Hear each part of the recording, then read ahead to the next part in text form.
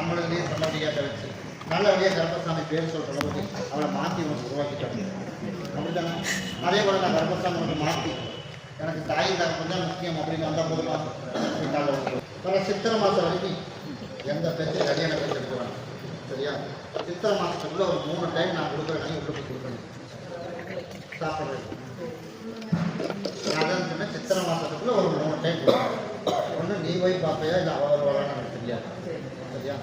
நான் கொடுக்குற கனியை சாப்பிடாமல் பண்ணி 3 டைம் சாப்பிட கொடுப்பேன்.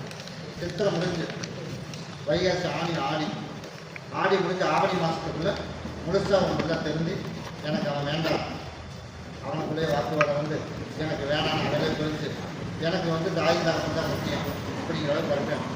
நான் மாப்பிள்ளை பார்க்கலான்னு இருக்கிறேன். நான் சொல்கிற டைம்கிட்ட சொல்லணும். ஆடி முடிய வரைக்கும் இருக்கணும். சரியா? சித்திரை மாதத்துக்குள்ளே சரியா? ஆடி முடிஞ்சதுக்கப்புறம் நான் மாப்பிள்ளை பார்க்கலான்னு இருக்கிறேன்னு சொன்னால் சரி.